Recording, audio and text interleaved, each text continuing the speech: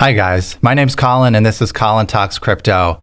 We are in the midst of something very unique with crypto and the economy. 2021 will mark the first crypto and Bitcoin bull run to coincide exactly with a recession in the first time in Bitcoin's entire history of the past 10 years. So the question is, will Bitcoin and cryptocurrency and precious metals follow the overall global market downturn? Or will Bitcoin, cryptocurrencies, and precious metals act as an independent asset class and climb inversely correlated as safe haven assets? And also, I want to prove to you why the coronavirus is not the cause, despite the media's statements to the contrary, for this upcoming economic recession and the lowered federal interest rates.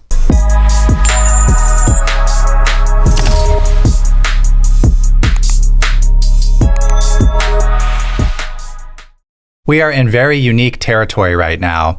Bitcoin was invented and released, the blockchain started 2009 as a direct response to bailouts by banks as encoded in the blockchain's Genesis block and the housing market crisis. So how much time has passed? It's been about 11 years since the creation of Bitcoin. Now, what's one thing that hasn't happened in the entire 11 years? We haven't had a recession. Yet we've had a number of Bitcoin and cryptocurrency bull runs during that 11 years. So I would like to posit the fact that this bull run may be different. It may be intensified by the fact that no other Bitcoin or cryptocurrency bull run to date has ever been timed exactly with a recession, which is what it very much looks like what we are approaching today.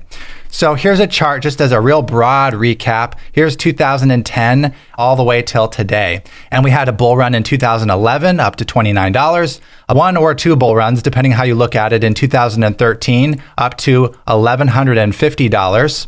And we had a bull run more recently, 2017, up to that famous $20,000 figure, or just below that. But none of those bull runs were accompanied with a recession. And I think that that's going to be a huge driver for safe haven assets, especially cryptocurrencies, but also including gold and silver, because of the timing correlation with the upcoming bull run, the upcoming halving. And let's just dive into all the factors here. One of the factors that I feel strongly points to the fact that we are at the beginning of an upcoming recession is the US Treasury yield curve. Historically, every time the spread on the 1-year and the 10-year US Treasury yield curve has gone negative, it has been followed by a recession. And I've covered this in a previous video, so please watch that if you want a better understanding and description of what that is. But basically, this chart on the bottom right shows that every time the yield curve has inverted, which is that blue line dropping below the 0% red line, it has been followed by a recession, which is those gray vertical bars. And so it seemed very unlikely that this will be any different. And we have just recently, as you see right here, dropped below the 0%. We've gone negative on the yield curve. It has inverted. And not to mention the fact that it's dropping precipitously. So right now on the screen on the bottom left, you see the current yield curve, the 1 month, the 3 month, 1 year, 2 year, 3 year, 5 year, 7 year, 10 year, currently flat or down from the 1 month. This is an inverted yield curve. But not just that. If you look at last year, look at the difference here. Look at the range difference. We had a 2% to 3% range for the yield curve. Now we are at a 0.5 to 1.5%. It's a huge drop. And that just bodes the lack of confidence in the markets today. And the light gray line is the year before that, 2018. So this all points toward economic recession. And if you haven't watched Gregory Mannarino, I urge you to do so. He's extremely passionate, very entertaining to watch, very knowledgeable. And as he would say, the yield curve is cratering. He loves to say that. And here's the same data from the treasury.gov website. And you can see that this is the past 4 days. And what do we notice? From the 1 month, drops to 0.92%. The Federal Reserve recently cut the interest rates by 50 basis points. A basis point is essentially 1/100th of a percent. So 50 basis points is 0.5%. And you can see that here we have the drop in 0.5% in the 1 month. And all of these are trending down in the past 4 days alone. Look at this, the 3 month from 1.13 to 0.62. That's an enormous drop. The 10-year from 1.1 to 0.92. There's a drop. And we have things like the news and the media and the articles saying things like the Fed unexpectedly cut rates by half point to protect economy from coronavirus. They always have to tie this coronavirus thing in there. And I will prove to you why coronavirus is not the reason that this is happening. This is a scapegoat. Because look at the yield curve here. 2010, January, all the way until today, and it inverted around July of 2019, we have a downturn. The coronavirus wasn't even on the scene until about December of 2019. So it's not even possible that the coronavirus was the cause of the market downturn. It is a scapegoat after the fact. And while the coronavirus is absolutely a health issue and something that is taking lives and does need to be paid attention to, it is not the cause of the recession that's coming up. It will likely be a contributor to the market downturn and continued economic suppression, but it's not the cause. It's just a contributing point from this point forward. But the Fed and the media will blame it on the coronavirus, which is simply just not true. So now that we know that the yield curve is inverted and cratering, and now that we know that the coronavirus was not the cause of the crash, as the media likes to portray, but is going to be a contributing factor as production lines do get hindered from the closing of airports and transportation from places like China and production-heavy countries, not only do we know all those things, but we also know that the Bitcoin block reward halving countdown says we have 65 days by the time you see this video until the next halving. And the Bitcoin block reward halving means that the issuance rate of Bitcoins in circulation drops every 4 years. I've been talking about this in many, many videos. Historically, this has been the catalyst for the upcoming bull runs. Historically, 6 months after every halving event, we have begun the parabolic move upward. So here's two charts I want to show you on this. The purple indicates where the halving was. This was 2012. And here's another halving, and here's another halving.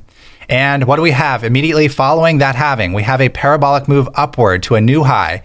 Here in 2016, a parabolic move upward to 2017's new $20,000 high. And in 65 days, we have the next halving. And what's going to follow that? It's going to be another parabolic move up to a new high. And I want to show you this much more simplified chart. This is from Rect Capital. These blue lines are the halvings, and these are yearly candles. So each candle encompasses an enormous amount of data here. This is 2012 when the halving was. Then we had an enormous run up in the 2013 bull run to the new parabolic all-time high. Then we have the 2016 halving, and what followed that, we had the 2017 parabolic all-time high to $20,000 per Bitcoin. Well, here we are. Current year, 2020, we have a halving coming up in 65 days, this blue line right here. So what do you think this next yearly candle is going to show? It's going to show you an enormous parabolic move upward. And as Rect Capital says here, the halving, the blue line, is arguably the single most important event in Bitcoin's history. It is no coincidence that the BTC USD price rallies to new all-time highs post-halving. The post-halving 1 growth was 3,400%. The post-halving 2 growth was 4,080%. And that was 1, and here's 2. So what is post-halving 3's all-time high rally percent going to be? It's entirely possible that instead of a 3,000% growth or a 4,000% growth, we could see something like an 8,000% or a 12,000% or higher growth as the dollar approaches hyperinflation and continues to bleed an increasing amount of value. Only time will tell. But the point I want to make in this video is that none of this data was timed with an economic recession. So we are entering into an economic recession and a Bitcoin bull run at the same exact time. Let's go back to that yield curve. Now notice there's a delay. I observed this in my previous video. Every time the yield curve inverts, there's about a 2-year approximately delay between the yield curve inverting and the economic recession. Well, when did the yield curve most recently invert? It was in August 2019. So let's add approximately 2 years to that.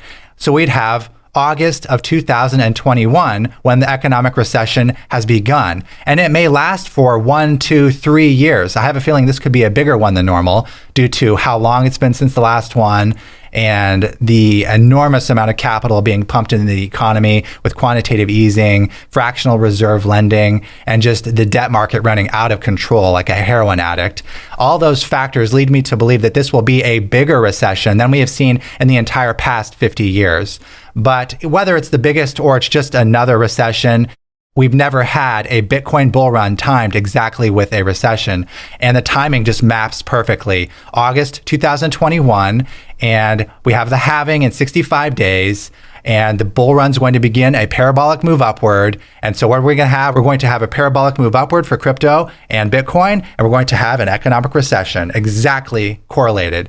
So what do I feel could be the outcome of this?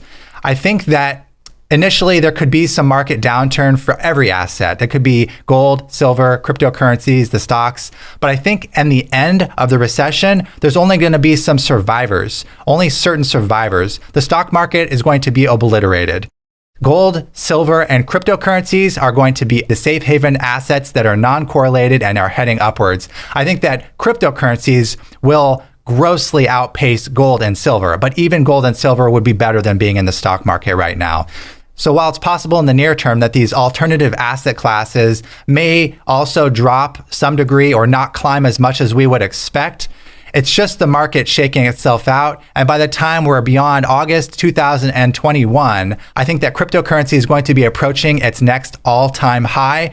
And I think that instead of just a 20x, it's possible it could be much, much larger because, as I said at the beginning of this video, we have never, ever had a Bitcoin or cryptocurrency bull run timed with alongside an economic recession. And where do people want to put their money? They want to put their money in safe haven assets. No one wants to lose money. No one from any country wants to lose the product of their hard blood, sweat, and tears, their work, their labor, their toil with a crashing economy. So anyone that has two brain cells to put together is going to be diversifying into safe haven assets.